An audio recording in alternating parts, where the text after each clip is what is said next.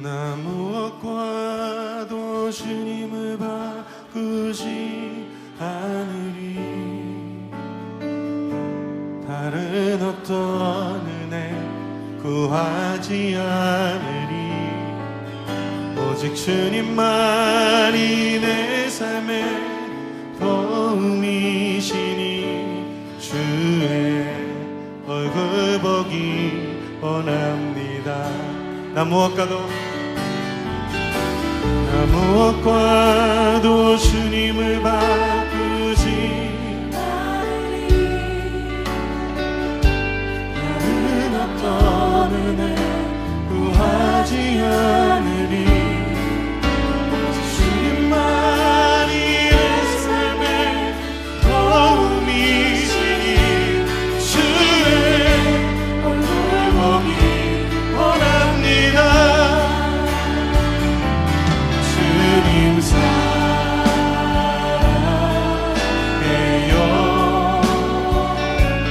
온 마음과 정성 다해 하나님의 신실한 친구 되기 원합니다. 우리 자매님들 고백할까요? 나 무엇과도 주님을 바꾸지 않으리. 다른 어떤 은혜 구하지 않으리. 우리 형제님들 오직 주님만이 내 삶의 도움이시니 주의 얼굴 보기 원합니다. 우리 다 같이 주님 사랑해요.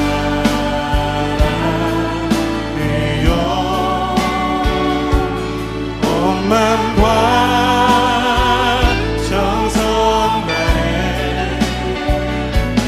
하나님의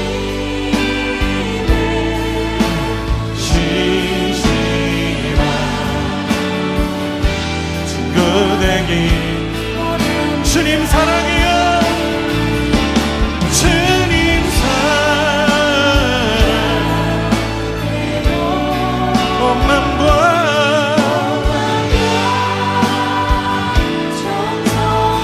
정성 다해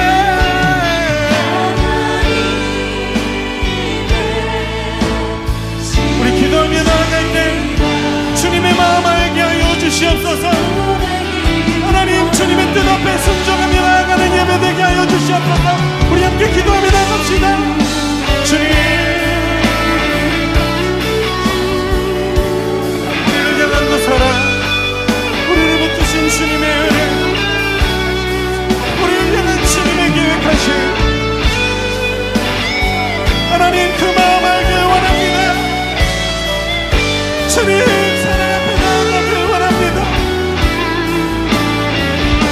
주님 사랑해요.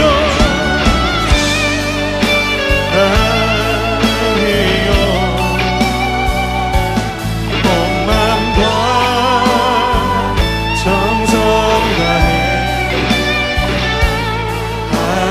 하나님의 신실한 친구 되기 원합니다. 주님 사랑해. 주님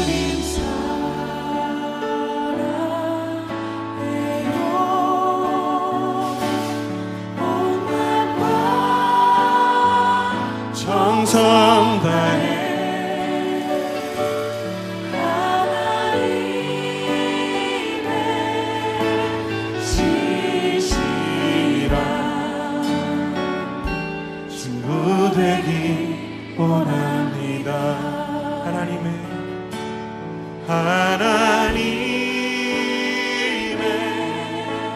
신실한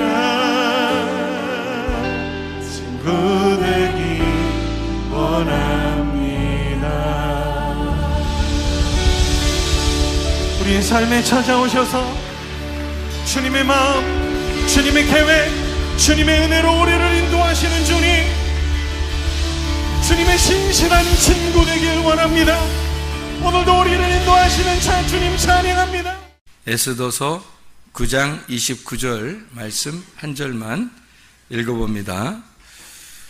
아비하일의 딸 왕후 에스더와 유다인 모르드게가 전권으로 글을 쓰고 불임에 대한 이 둘째 편지를 굳게 지키게 하되, 이렇게 되어 있습니다.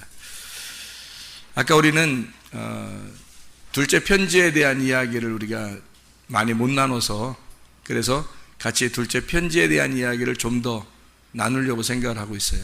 이 둘째 편지, 그러니까 둘째 편지라는 얘기는 첫째 편지가 있었다는 얘기죠, 그죠? 첫째 편지가 있었다는 얘기. 그래서 둘째 편지가 있다는 얘기죠. 그러니까 첫째 편지와 둘째 편지를 우리가 이제 이렇게 뭘로 이렇게 보겠느냐? 성경에서 우리 한번 여기 8장을 한번 봐야 돼요. 에스더서를 8장을 한번 봐야 돼요. 8장에 5절 말씀 보면 이런 말씀이 있어요. 8장 5절 말씀 보면 이런 말씀이 있어요. 이르되 왕이 만일 즐거워하시며 내가 왕의 목전에 은혜를 입었고 또 왕이 이 일을 좋게 여기시며 나를 좋게 여기 보실진대 조서를 내리사 아각 사람 함무다다의 아들 하만이 왕의 각 지방에 있는 유다인을 진멸하려고 꾀하고 쓴 조서를 철회하소서, 이렇게 나와 있거든요. 그러니까 하만이 쓴 편지가 하나 있었다는 거예요. 그죠? 그 조서가 있었는데 그 조서를 철회했으면 좋겠다. 근데 이게 그냥 쓴 게 아니라 꾀하고 쓴 거래요. 이제 작정하고 하여튼 쓴 거예요. 멸망시키려고 작정하고 쓴 거라는 거예요. 그런가 하면 이제 8절에 한번 봐요. 8절에 너희는 왕의 명의로 유다인에게 조서를 뜻대로 쓰고 왕의 반지로 인을 칠지어다. 왕의 이름을 쓰고 왕의 반지로 인친 조서는 누구든지 철회할 수 없음이니라 하니라, 이렇게 되어 있거든요. 그래서 뜻대로 쓰고 이렇게 되어 있어요. 여기는 또, 그러니까 여기는 뜻대로 쓴다는 말은 뭐예요? 좀 자유를 가지고 쓴다는 얘기가 되겠죠. 그러니까 이렇게 자기 마음대로 쓸 수 있다는 얘기예요. 이게 무슨 의미냐면 하만이 쓴 조서는 작정을 하고 하여튼 죽이려고 쓴 거고요. 여기 지금 이 모르드게, 에스더와 모르드게한테 너희들의 뜻대로 편지를 써라, 너희들의 뜻대로 조서를 써라 할 때는 이거는 자유를 가지고 너희들이 스스로 그걸 써라, 이런 얘기거든요. 마음대로 써라, 그 말이에요. 마음대로. 그게 이제 좀 다르죠. 첫 번째 조서는 나를 죽이려고 하는 죄와 사망의 법을 말하는 겁니다. 죄와 사망의 법. 그리고 여기 뜻대로 쓰고라고 하는 건 자유가 있겠죠, 아무래도. 그러니까 살리려고 쓰는 거죠, 이거는. 그러니까 죽이려고 쓰는 건 하만이 쓴 거고, 모르드게하고 에스더가 쓰는 것은 우리 유다인을 살리려고 하는 거잖아요. 그렇죠? 살게 하려고 쓰는 거니까 생명의 성령의 법이 되는 겁니다. 생명의 성령의 법. 이렇게 조서가 두 개로, 법이 두 개로 나누어져 있다 하는 얘기예요. 첫 번째 법은 우리를 죽이려고 하는 법이고, 두 번째 법은 우리를 살리려고 하는 법이다. 이렇게 이해할 수가 있겠죠. 그래서 이 편지를 두 번째 편지라고 이렇게 이야기하는 것은 우리에게 살기 위한, 삶에 대한 편지란 말이에요. 두 번째라고 하는 건 삶에 대한 편지라는 거죠. 그러니까 이 삶에 대한 편지라고 하는 건 우리를 살리려고 하는 편지가 되겠죠. 그래서 이게 뭐냐면 불임이라 그래요. 불임. 불임이라는 건 아까 우리가 얘기했듯이 푸르라고 하는 단어를 이게 그 복수로 쓸 때 푸림 이렇게 쓰는 거예요. 푸르는 이제 단수고 그거를 복수로 쓸 때 푸림 이렇게 쓰는 거거든요. 그게 완전히 취하다, 완전히 이제 해결됐다는 얘기고, 제비가 완전히 뽑혀서 이미 선택이 되었다, 이제 끝났다, 이런 얘기예요. 다 완성이 됐다, 그런 의미죠. 그러니까 완성이 됐다는 것은 뭐가 우리에게 이루어진 거예요. 샬롬이 이루어졌단 말이에요. 평화가 이루어졌다. 그러니까 우리에게 이제 죽음이 아니라 평화가 이루어졌다, 이제 그런 의미가 되는 거죠. 그래서 그걸 부림을 지켜라, 이제 그런 이야기가 이제 에스더서의 그 막바지에서 그 이야기들을 해주고 있는 겁니다. 그러니까 그걸 기념하라는 거죠. 그 부림을 기념하라. 그러니까 너희들이 완전히 속했고 너희들이 완전히 구속받았다, 그것을 기념하기 위해서 둘째 편지를 쓰고 그것을 기억했으면 좋겠다 하는 내용들이 여기에 나와 있는 이야기입니다. 우리는 아까 성경 공부를 하면서 와스디가 에스더로, 하만이 모르드게로 되는 그 장면을 우리가 같이 공부를 했어요. 그리고 표면적 유대인은 이면적 유대인이 돼야 된다, 율법은 은혜로 바뀌어야 된다, 이런 이야기를 했습니다. 그리고 금식하고 기도한다, 금식하고 기도한다 할 때 그 금식하고 기도한다고 하는 건요, 금식이라는 게 먼저 있고 그 다음에 기도한다고 하는 게 있어요. 그러니까 금식만 해서는 안 되고 금식과 기도가 같이 있어야 된다, 이런 이야기를 우리가 했습니다. 왜 그러면 금식이라는 것은 뭘 정지하는 것을 말하는 거고요, 중지하는 걸 말하고, 기도하는 것은 뭔가 흐름, 교통을 말하는 거예요. 그러니까 뭐를 정지하고 뭐와 교통하라는 얘기예요. 금식이라고 하는 건 하만과의 관계를 끊고, 그게 금식이에요.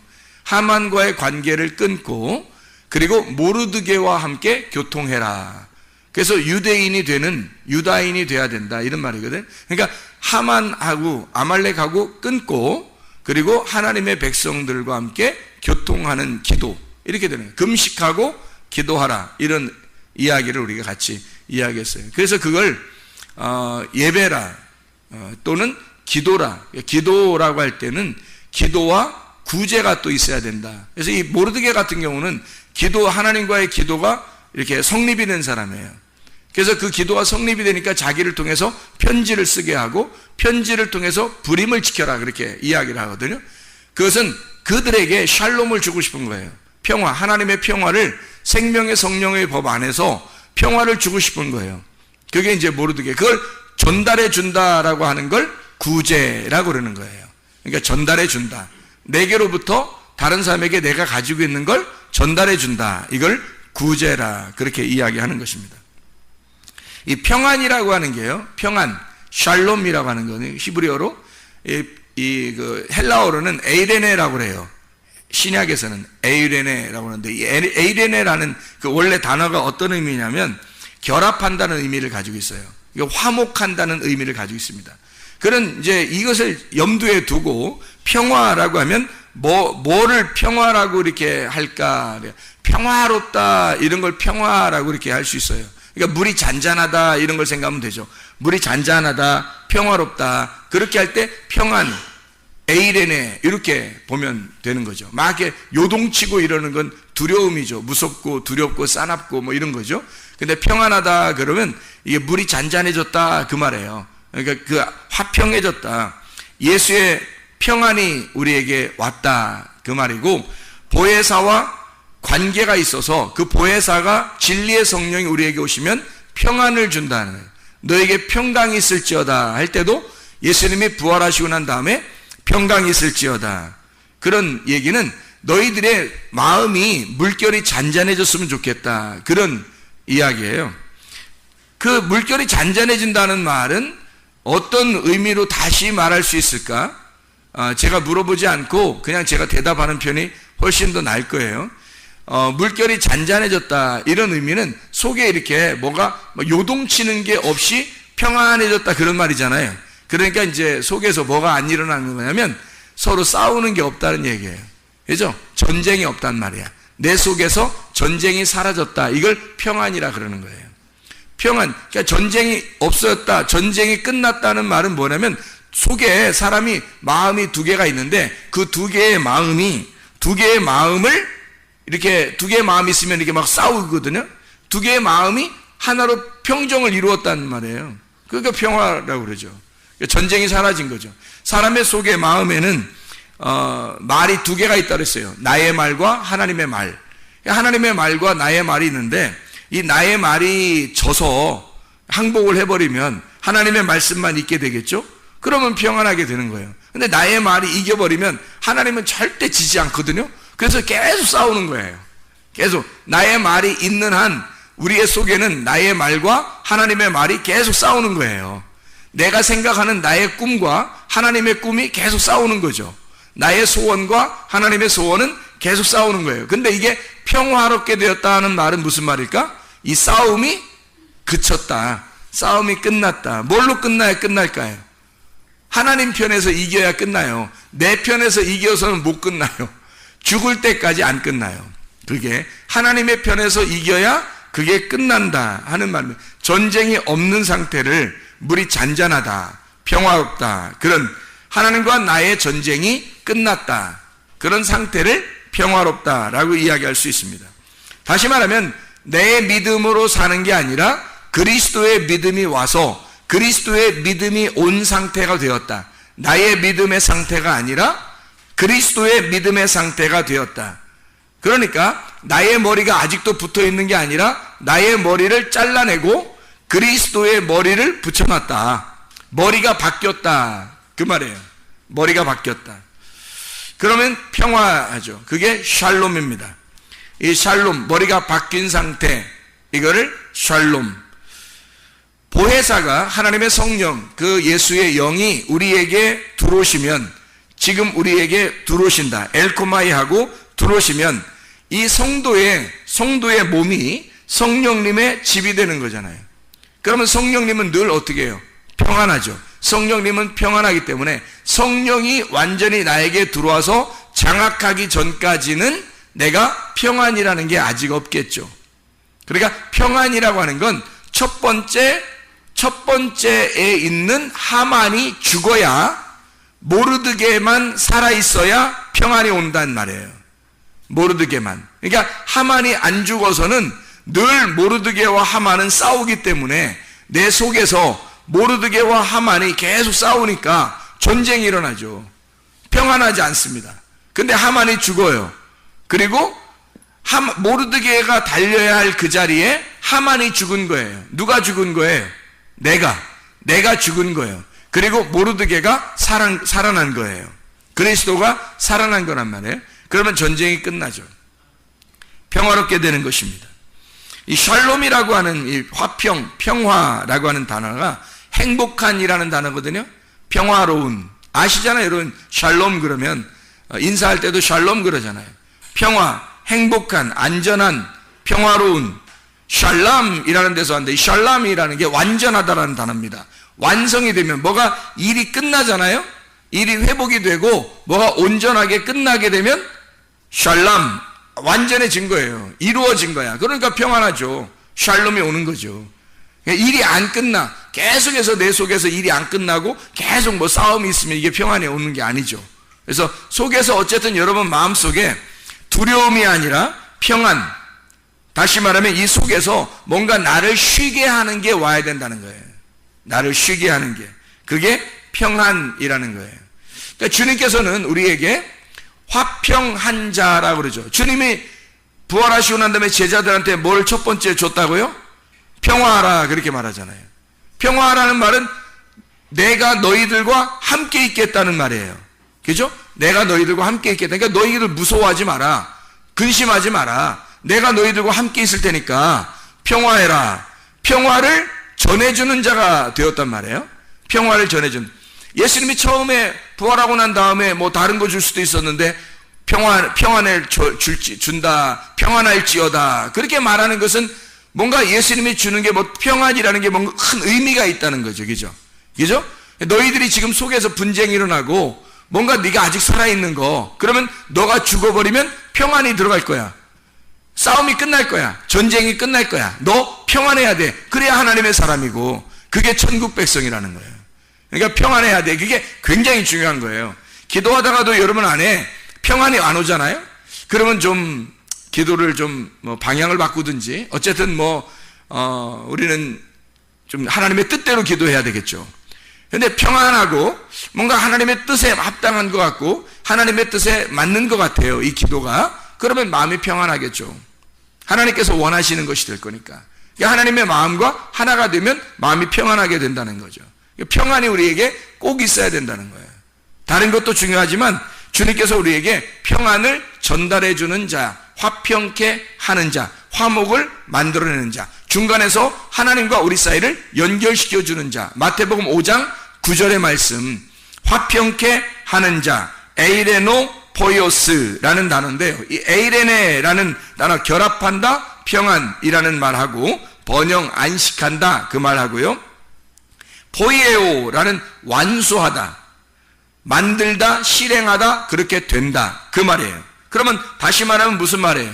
평화가 결합이 되었다라는 말이에요. 결합이 된다, 결합이 된 자라는 말이죠.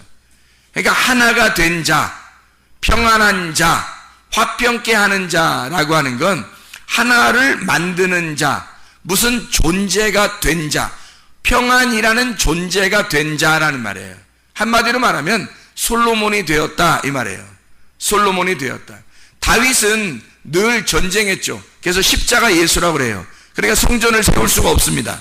다윗의 아들 솔로몬은 이름 자체가 솔로몬이에요. 존재가 솔로몬이라는 거죠. 그러니까 솔로몬 때에서는 하나님의 집이 세워지는 겁니다. 우리의 마음이 하나님의 성령이 들어와야 내 집이 하나님의 집이 되는 거거든요. 근데 하나님의 성령이 안 들어오면 이게 평안하지 않아요. 하나님의 집이 될 수가 없단 말이죠. 그러니까 하나님의 성령이 들어오면 우리를 하나님의 집으로 만든다는 거예요. 하나님의 성전이 되도록 만드는 거. 다시 말하면 솔로몬이 되게 만드는 거죠. 솔로몬이 되게 만들어. 다윗은 성전을 세우고 싶었지만 십자가 예수님이라 그래서 성전을 세울 수가 없다고 그렇게 이야기했고, 솔로몬 그 아들에게는 성전이 세워질 것이다 라고 하나님이 약속했단 말이에요.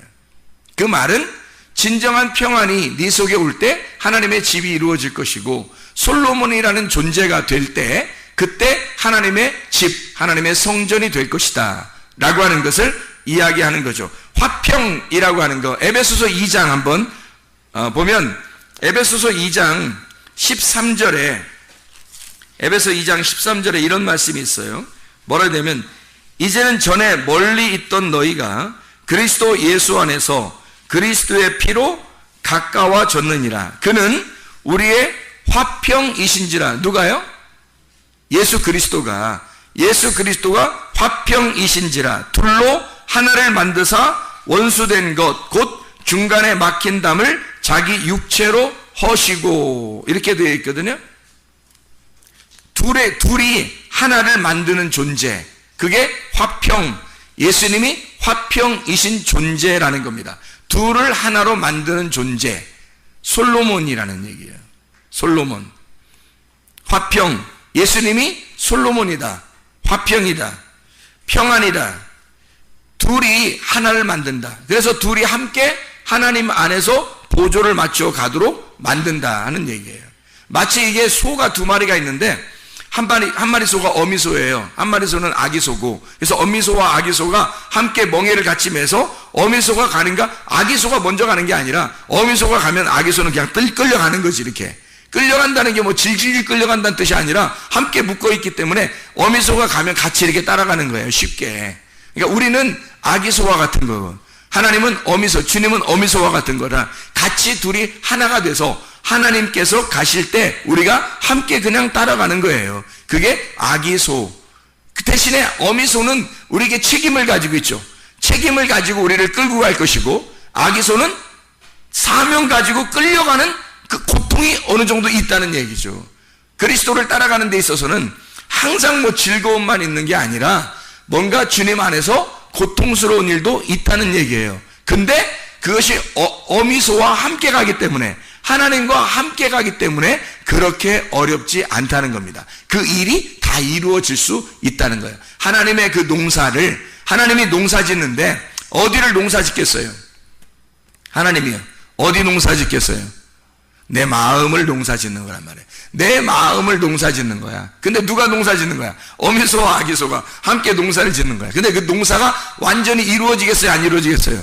이루어져죠. 왜 이루어지죠? 아기소가 활동하는 게 아니라 어미소가 다 하니까. 어미소가 하니까 나는 그냥 좀 고통스럽지만 가만히 따라가면 다 농사는 이루어지게 돼 있어요. 내 마음의 농사는. 하나님이 다 이루신단 말이에요.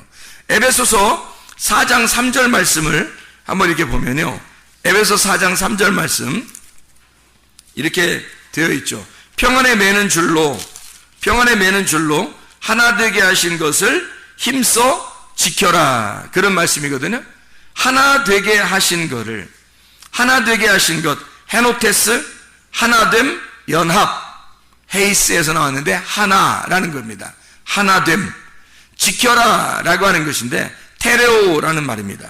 벗어나지 마라는 뜻입니다. 이게 테레오, 벗어나지 마라, 꼭 지켜라 그 말이에요. 그걸 힘써 지켜라는 말이 나오는데 이 힘써라는 말이요, 스푸다조라는 단어입니다. 이 스푸다조는요, 서둘러 열심히 예배하고 공부하라는 단어예요. 열심히 예배하고 공부해라. 스푸데에서 나온다는데요, 이게 열심, 속도입니다. 속도. 스퓨도라는 말인데 그 말이 속도를 내다, 재촉하다. 푸스, 발입니다. 여러분의 발이 어디에 있는가? 발이 어디에 소속되어 있는가? 여러분은 어디로 빨리 달려가고 있는가? 어디에 지금 머물러 있는가? 그게 스푸다조예요. 이게 서둘러서 열심히 공부해라. 예배하고 공부해라. 그것을 굳게 힘써 지켜야 된다. 뭐를? 하나됨을 힘써 지켜야 된다. 그러니까 이게 성경이라는 게 뭐예요? 하나님과 우리를 하나 되게 하려고 그리스도가 온 거예요. 그리스도가 화평이 되셨다는 거예요. 평안이 되셨다는 거예요. 그러니까 우리가 평안이라는 게 얼마나, 그러니까 우리가 내가 평안이 있나? 이거 깊이 생각해 봐야 되겠죠. 내가 진짜 평안한가? 내 마음은 진짜 행복한가? 나는 평안한가?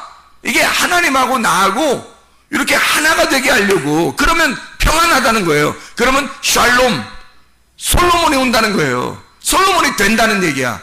근데 그걸 누가 만드냐면 예수님이 가운데서 샌드위치처럼 가운데 잼이 되셔서 하나님과 나를 붙여놓는 거예요. 이렇게. 그래서 맛있는 빵을 만들어낸다는 거죠. 그렇게 주님이 화평이 되신지라 우리 둘을 하나로 만들려고 이렇게. 그러니까 그 하나됨을 힘써 너희들 부지런하게 말씀을 공부하고 예배해서 부지런하게. 그 스푸다조가요, 스피드가 거기서 나온 거예요. 사람들이 스피드 해야 된다 그런 말 하잖아요. 스피드가 빨리 뭘 이렇게 속도가 나야 된다. 하여튼 빨리빨리 하자. 우리 한국 사람들 하여튼 빨리빨리 하자 이런 거 유명하잖아요. 이게 신앙생활에서는 진짜 빨리빨리 해야 됩니다. 신앙생활에서 가다가요 멈추잖아요. 그럼 넘어져요. 가다가 서 있는 자, 정지된 사람은 넘어진 거예요. 그게. 왜냐면 계속 예수님은 계속 앞으로 가고 있는 거거든요. 근데 우리가 딱 정지해 있으면 넘어진 거죠. 함께 계속 앞으로 전진해 나가야 그게 양이라는 거예요. 한 걸음이라도 앞으로 나가야 되는 것입니다. 그렇게 보조를 맞추어 예수님의 그 전진하는 그 예수님 앞에 같이 나가야 되니까 반드시 스피드가 있어야 되는 거예요. 그게. 그래서 힘써 그걸 지켜라. 어떻게? 하나됨을. 이건 반드시 네 보조, 발을 반드시 지켜내야 된다는 거예요. 기독교인이 된다는 것은 게을러서는 절대 안 됩니다. 게으르면 힘들어요. 기독교인이 된다는 건 부지런해야 되는 겁니다. 새벽도 부지런해야 되죠. 저녁에도 부지런해야 돼요. 늘 부지런해야 된단 말이에요. 그게 기본이에요. 부지런한 믿음이 있어야 된다는 겁니다. 부지런한 믿음. 그냥 게으른 믿음은 버텨낼 수가 없어요. 그러다가 너무 힘들어서 딱 정지했는데 예수님은 잘 가 있어요. 그럼 여긴 벌써 넘어져 있는 거죠. 예수님은 계속 앞으로 가고 있으니까 우리가 힘들어 좀 쉬었다면 그냥 우리는 정죄에 넘어져 있는 상태란 말이에요, 그게. 그러니까 믿음이라고 하는 게, 믿음이 뭐냐 이거야, 믿음이 뭔 것 같아요, 믿음이. 의리예요, 의리. 언약을 끝까지 지켜내는 거, 그걸 믿음이라. 피스티스라고 그러거든요. 피스티오. 근데 이 믿음이라고 하는 건 한번 우리가 풀어서 잘 한번 생각해 봅시다. 믿음이라고 하는 건 예수를 찾아낸 거, 이게 믿음입니다. 예수를 찾아낸 게 믿음이에요. 그러면 예수를 찾아내지 못했다는 말은 믿음이 없다는 말이죠. 믿음이 예수니까 예수라는 그 믿음을 내가 찾아내면 그게 믿음 있는 거예요. 근데 못 찾아내면, 자, 밭에 보화가 있는데 보화를 찾아내면 보화를 발견한 사람이 된 거고, 믿음이 있는 사람이고, 믿음이 그 속에 숨겨 있는데 그거를 발견해낸 거고, 보화를 발견하지 못하면 그 밭만 쳐다보고 있으면 믿음이 없는 거예요. 예수를 발견 못했거든요. 찾아내지 못했단 말이에요. 보화를 발견하지 못했단 말이에요. 믿음이 있는가? 믿음은 예수를 찾아낸 거예요. 찾아내니까 어떻게 돼요? 예수를 알게 되겠죠. 예수를 아는 게 믿음이에요. 그러니까 예수를 그냥 아는 게 아니라 몸과 마음으로 알아야 되는 거예요. 예수를 안다는 건 누구를 안다는 거예요? 그 아버지 하나님을 안다는 얘기입니다. 예수를 발견했다는 말은 예수가 하늘에서 이 땅에 오셨기 때문에 그 예수를 발견했다는 말은 하나님을 알게 됐다는 말이에요. 예수가 하나님을 알려주려고 온 거잖아요. 하나님을 알려주려고, 하나됨을 알려주려고 왔단 말이에요. 그러니까 우리는 예수를 안다는 것은 하나님을 비로소 알게 되었다라는 말이 되겠죠. 믿음이라는 거, 그러니까 믿음을 잘 이해해야 되겠습니다. 하나님을 안다는 거, 이것은 뭘 안다는 거예요? 성경을 안다는 거죠. 성경을 알게 되었다. 드디어 우리가 이 성경이라는 걸 알게 되었다.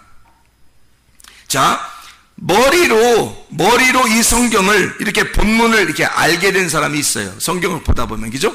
그리고 설교를 들을 때 머리로 이해가 된다, 뭐 이런 사람이 있어요. 머리로는 참 이해가 된다. 아니 뭐 자세히 설명해 주는데 머리로도 이해가 안 되면 뭐 어떻게 되겠어요? 머리로는 이해가 된다 이거예요. 그렇게 머리로 이해가 되는 걸 뭐라고 그러냐면 표면적 유대인이라 그러는 거예요. 표면적 유대인, 겉으로 깨닫게 됐다는 말이에요. 이 속에는 내용을 아직 발견하지 못했다는 말이죠. 그래서 마음으로 하나님의 말씀의 뜻을 알게 된 거, 이걸 뭐라고 그러냐면 이면적 유대인이라 그래요. 진짜 유대인을 말하는 거예요. 표면적 유대인은 이방인과 같은 거예요. 껍데기죠. 이방인과 같아서 그걸 하만이라고 하는 거예요. 모르드게는 이면적 유대인이라 그래요. 모르드게가 저기 성경에 써 있잖아요. 칠판에도 써 있죠, 그죠? 모르드게가 이면적 유대인이란 말이에요. 표면적 유대인이 하만이라고요. 근데 그 이방인이란 말이에요. 그죠? 아말렉. 그게 나라고요. 그러니까 나라는 것이 표면적이란 말이에요.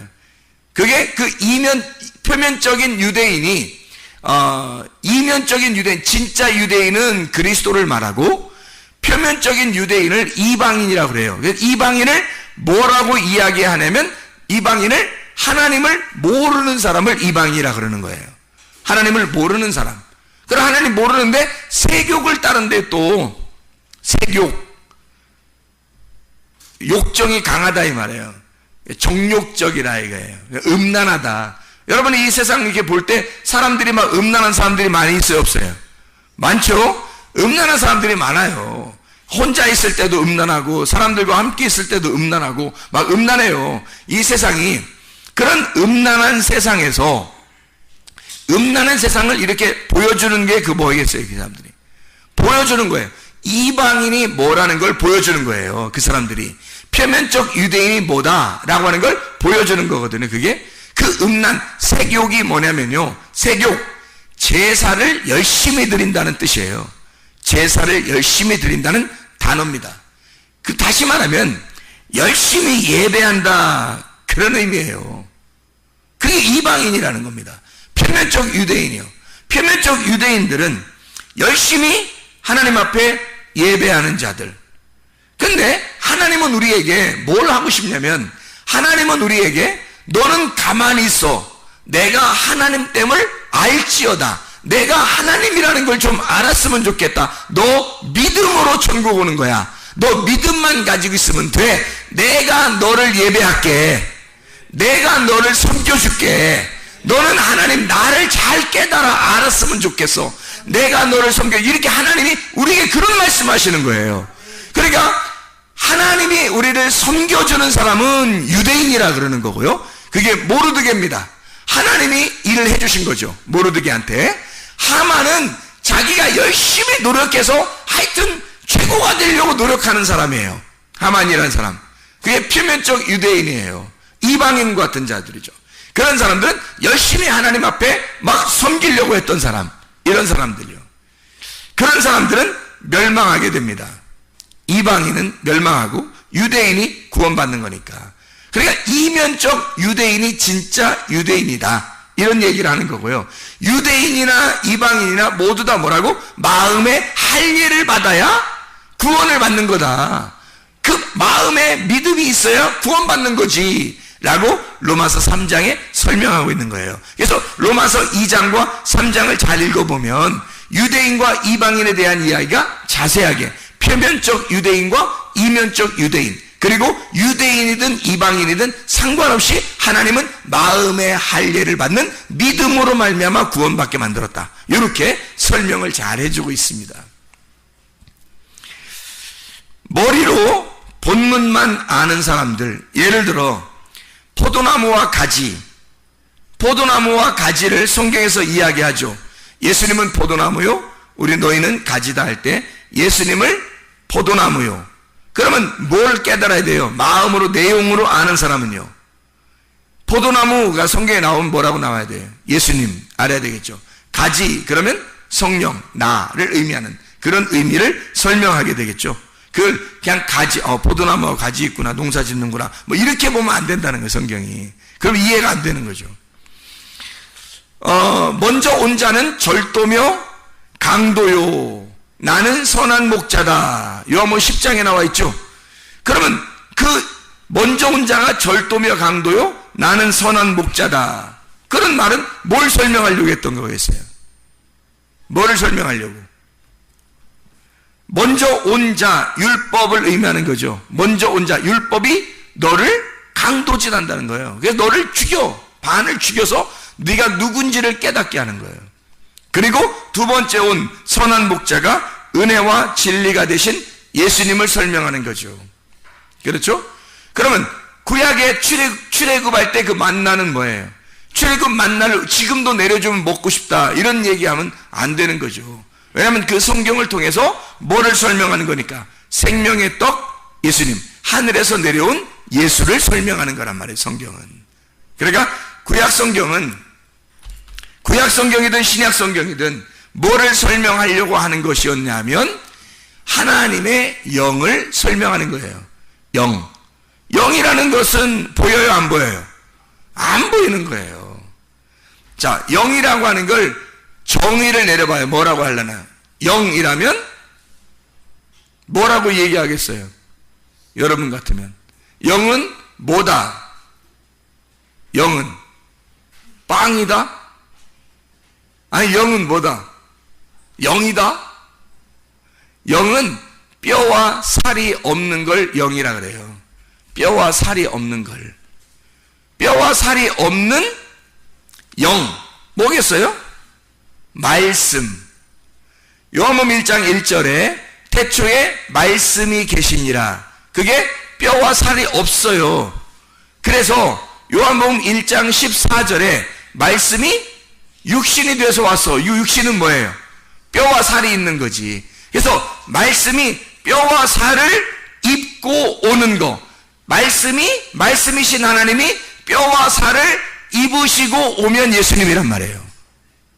그러니까 말씀과 뼈와 살이 하나가 되잖아요. 그럼 화목하단 말이에요, 이게. 그걸 뼈와 살이 구원받았다 그러는 거야. 그럼 뼈와 살이 누구야? 나지. 나. 뼈와 살은 나고. 그러니까 아담이 하와가 만들어졌을 때 뭐라고 고백해요? 나의 뼈 중에 뼈요, 살 중에 살이로다. 하와를 그렇게 소개한단 말이에요. 그 말은 아담에게서 나온 뼈와 살, 이렇게 얘기하잖아요. 뼈와 살은 나란 말이에요. 하나님에게서 나왔지만 하나님과 분리가 된 나, 이 뼈와 살에 말씀이신 분이 오게 되잖아요. 그러면 하나가 됐죠. 그러면 이 뼈와 살은 원래 떨어져 있으면 죄인인데 말씀이 들어오니까 거듭난 사람이 된 거예요. 뼈와 살이 부활했다. 그렇게 말씀하는 겁니다. 말씀이라는 영이 육신으로 오셔. 말씀이 나에게 오시면 내가 죽고 말씀이 살아있는 진짜가 내 속에 있는 게 진짜가 말씀이 되는 하나님의 영이 되는 구원받은 자가 된다는 얘기예요. 영의 사람이 된다. 하늘의 사람이 된다. 땅에 있는 내가 하늘의 말씀을 받게 되면 그러면 다시 부활하게 된다는 것을 의미하는 거죠. 그러니까 우리는 원래 죽은 자예요. 사망한 자. 그 말은 뭐 지금 진짜 뭐 땅속에 이렇게 들어가 있다 이런 의미가 아니라 하나님하고 떨어져 있는 자라는 말이에요. 그럼 부활이라는 것을 뭐라고 정해야 하겠어요? 부활 그러면 뭐라고? 다시 사는 거를 부활이라 그러는 거예요. 그냥 살아있는 걸 부활이라고 하는 거 아닙니다. 그냥 살아있는 거는 생명이죠. 근데 부활이라 그럴 때는 죽어있는 게 다시 살아날 때 부활이라 그러는 거예요. 부활이라는 뜻이 그렇죠? 다시 살아나. 그 말은 뭐가 된다는 거예요? 뼈와 살인 내가, 흙덩어리인 내가, 육신인 내가 뭐가 된다는 말? 말씀이 된다는 말. 그러니까 이게 그대로 존재하고 있으면 안 되잖아요. 말씀이 돼야 되는 거지. 그러니까 내가 그리스도, 예수 그리스도가 되는 거, 이걸 부활이라 그러는 거지. 그냥 내가 나야, 나는 나야 그러면 부활한 게 아니죠. 원래 너는 너야. 원래 너는 그냥 너라는 존재야. 이 땅에서. 그건 부활이 아니지. 너는 너. 근데 네가 그리스도, 예수 그리스도가 되는 거, 이걸 부활이라 그러는 거죠. 자, 무슨 말인지 알겠죠? 그러니까 내가 하나님의 형상으로 지어져 가는 거를 부활이라 그렇게 말하는 것입니다. 그냥 내 존재를 내 존재로 살아있는 거, 이걸 부활이라고 하지 않아요. 우리가 부활이라 그러면 하나님의 형상으로 만들어져 지어져 가는, 만들어져 재창조되어 가는 거를 부활이라 그렇게 말하는 거고요. 하나님이 창세기 1장 1절에 하나님이 하늘과 땅을 창조하셨다. 창세기 1장 2절부터 계속 창조해 나가잖아요. 재창조입니다. 이렇게 재창조한다는 것은 뭐예요? 창세기 1장 2절에 어두웠기 때문입니다. 밤이 되었기 때문에, 너희가 죄 가운데 있기 때문에 그걸 다시 재창조해서 다시 창조해낸다는 거를 만들어내는 거예요. 그게 뭐냐면 부활시키는 거예요. 네 어둠인 너를 발견하게 됐을 때 너를 다시 살려내서 하나님의 형상으로 다시 너를 부활시키겠다는 말이 창세기 1장에 나와 있는 말씀이에요, 여러분. 그러니까 성경은 우리가 땅에 있는 내가 하늘 보좌에, 하나님의 보좌에 앉게 되는 날까지 계속 하나님으로 만들어져 나가는 겁니다. 그게 지금 우리의 삶, 지금 이 땅의 삶이에요. 하나님의 형상으로 만들어져 나가는, 그게 주님의 재림이라고요. 그게. 그러니까 주님이 내게 오시면서, 주님이 오늘도 그 말씀이 오시면서, 그 생명이 내게 오시면서, 주님은 이미 살아있는 자예요. 그분은 이미 생명이 있는 자라고. 그러니까 예수님이 길이고, 예수님이 진리고, 예수님이 생명이라고요. 그 생명이 내게 들어오시면 난 다시 살아나는 부활이 되니까 계속 예수님이 재림하셔야죠. 나에게 재림하시고 엘코마이 하셔서 내 속에 그 말씀이 계속 내 육신에 들어와야 한다는 겁니다. 말씀이 들어와서 나를 살려내는 거죠. 살려주는 자가 자기는 스스로 살아있는 자예요. 우리는 죽은 자니까 그 말씀으로 우리에게 들어와서 살려내는 겁니다. 계속해서 살려내는 거예요. 말씀이 들어와서 말씀이 계속해서 들어와가지고 우리를 살려내는 거예요. 이게 교회 생활입니다. 이게 지금 우리가 이 교회 생활하는 건 내가 살기 위해서, 여러분. 자기들이 살기 위해서예요. 이게 교회 생활이라고요. 죽은 내가 죽어 있으니 내가 스스로 살아날 수가 없어요. 누군가가 나에게 호흡을 주지 않으면, 누군가가 나를 섬겨주지 않으면, 누군가가 나를 서포트해 주지 않으면 나는 살아날 수가 없단 말입니다. 그러니까 그 말씀이 나를 살려내는 거예요. 말씀이 자기가 말씀이 침투해 와서 우리를 살려내는 겁니다. 요한복음 1장 14절과 창세기 2장 7절은 같은 말씀이죠. 창세기 2장 7절은 흙덩어리에다가 하나님의 생기가 들어갔다는 말이 나오고, 요한복음 1장 14절은 말씀이 육신으로 오셨다는 말이 나오잖아요. 이게 똑같은 말씀이에요.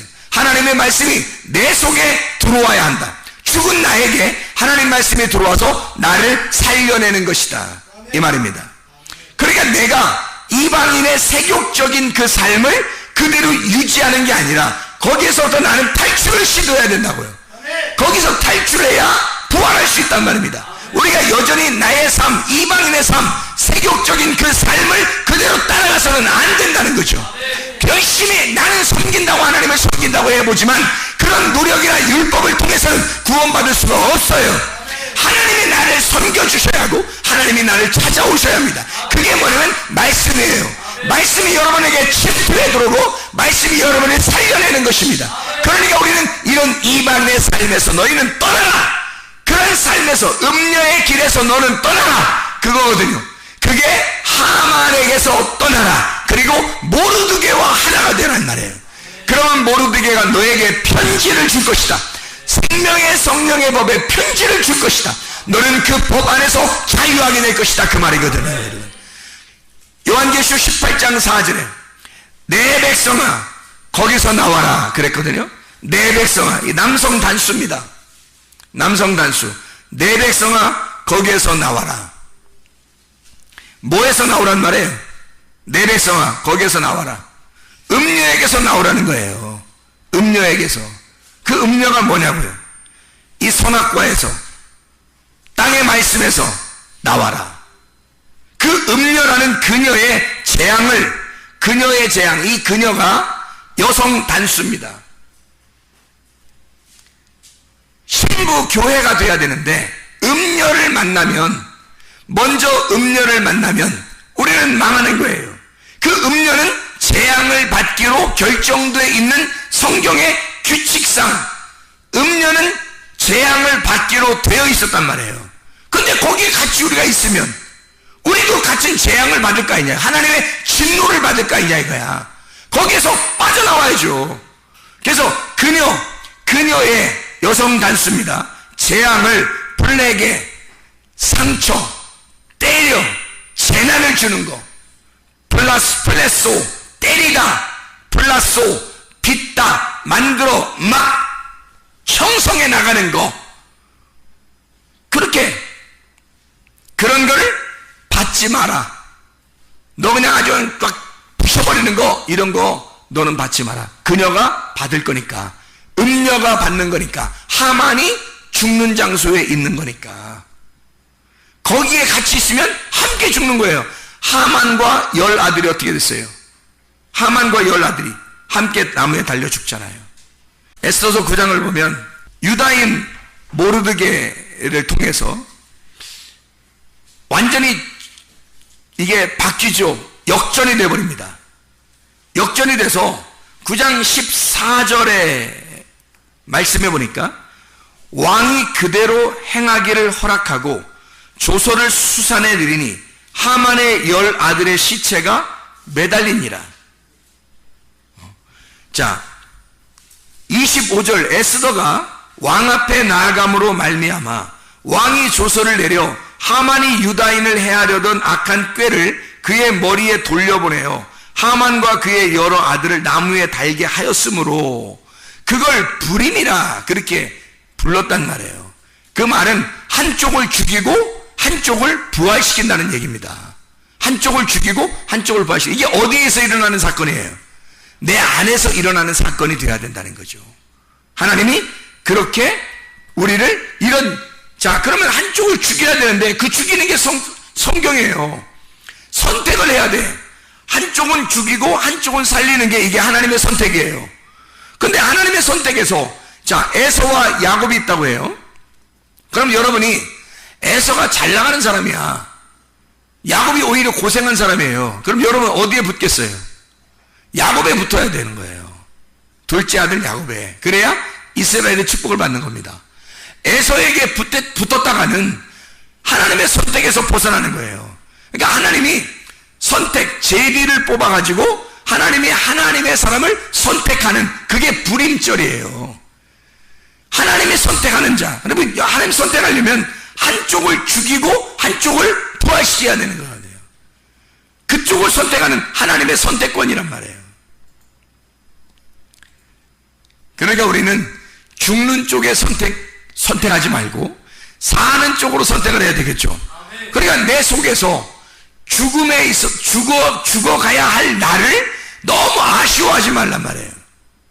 부활해야 할 내가 있으니까, 부활해야 할 내가 살아나야 하니까 당연히 내가 죽어야 하죠. 나는 죽고 그리스도가 살아야 하니까 멸망받을 그 음녀의 자리에 네가 있지 말고 거기서 빠져나와라는 거예요. 벗어나라는 거야. 그래야 네가 살 것이라는 거예요. 음녀의 자리에서 벗어나오면 그리스도의 신부가 됩니다. 교회를 사랑한다고 하는 게요, 여러분, 굉장히 중요해요. 이 마지막 때는 교회가 되지 않으면 나 혼자 믿겠다는 얘기가 되는데, 나 혼자 예수 믿는다고, 나 혼자 예수 믿을게요, 나 믿어요, 예수는 잘 믿어요 라고 아무리 주장해도 그 사람은 예수 믿는 게 아니에요. 그 사람은 하나님을 제대로 아는 게 아닙니다. 그리스도를 제대로 알지 못했어요. 그게 교회를 몰랐단 말입니다. 왜? 나 홀로 그리스도인이 될 수가 없어요. 교회 성경은 내가 예수를 믿었다? 그럼 반드시 교회로 모이게 되어 있습니다. 이게 그리스도의 몸이기 때문에 그런 거예요. 진짜 믿음을 가진 자는 그리스도를 알게 됩니다. 그리스도를 아는 것이 믿음이에요. 그리스도를 알았다면 교회를 알았을 것이고, 교회가 그리스도의 몸이라고 하는 그리스도의 비밀이라는 걸 깨달았을 거란 말이에요. 그러면 교회에 모이는 것이 철저한 거죠. 그러니까 나를 죽이지 못하면, 내가 믿음이 아무리 있다고 해도 나라는 사람을 죽이지 못하면 그리스도의 몸에 섞이질 못하는 거예요. 가루가 안 된 거지. 나라는 사람을 죽여야, 가루를 내야 그리스도의 한 덩어리 가루들이 모여서 한 교회를, 하나의 빵을 형성하는 겁니다. 그래서 교회로 반드시 모이는 것은 겸손을 의미하는 거고요. 교회에 모이지 않고 믿음을 생활한다고 하는 사람들은 교만을 상징적으로 말씀하는 것입니다. 그건 반드시 교만해서 그런 거예요. 겸손하다면 와서 부딪히죠. 와서 부딪히고 깨지고 가루가 돼서 한 덩어리가 될 것입니다. 오직 그리스도의 영광을 위해서 살아갈 것입니다. 자기를 죽이려고 할 것입니다. 그리스도만 부활시키려고 할 것입니다. 날마다 에코마에 하신 그 주님이, 하나님의 성령이 여러분에게 날마다 오늘도 말씀으로 오셔서 여러분 자신을 죽이고 그리스도 예수를 부활시키기를 바랍니다. 기도하겠습니다. 우리 하나님 아버지, 사랑과 은혜를 감사를 드립니다.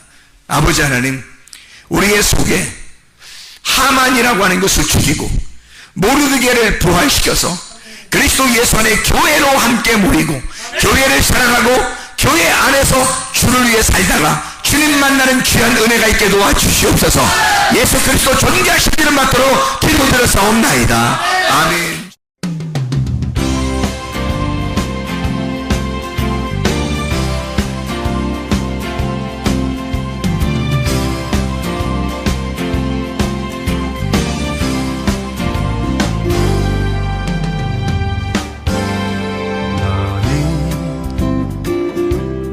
너머로 뻗은 나무 가지에 푸른 열매처럼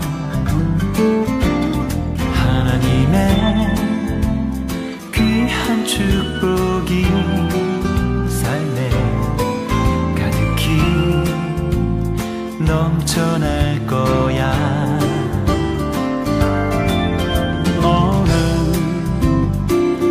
어떤 시련이 와도 능히 이겨낼 강한 발이 있어.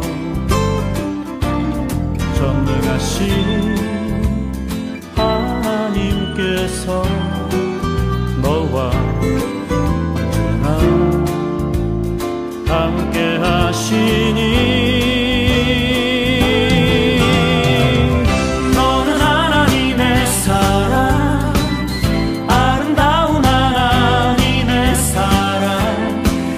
나는 널 위해 기도하며 내 길을 축복할 거야. 너는 하나님의 선물, 사랑스러운 하나님의 열매, 주의 품에 꽃 피운 나무가 되어줘.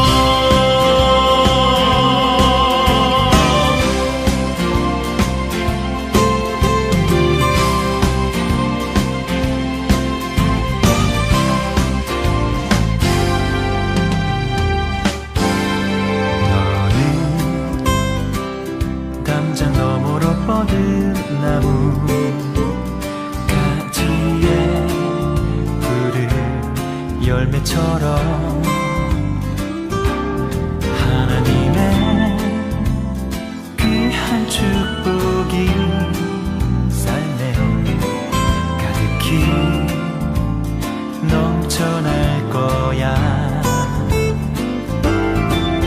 너는 어떤 시련이 와도 능히 이겨낼 강한 발이 있어. 전능하신 하나님께서 너와 언제나 함께 하시니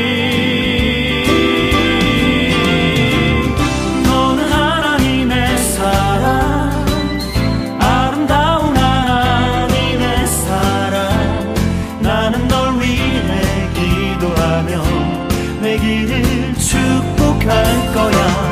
너는 하나님의 선물, 사랑스러운 하나님의 열매, 주의 품에 꽃 피는 나무가 되어줘.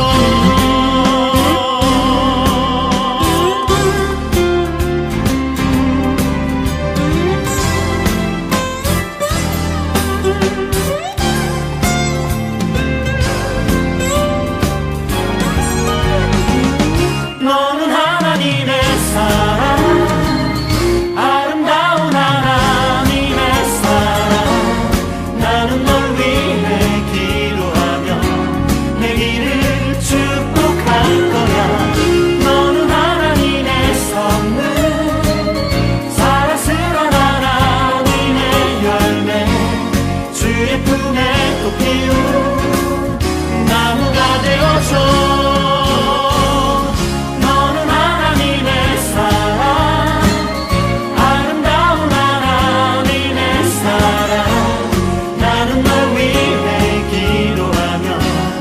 길을 축복할 거야.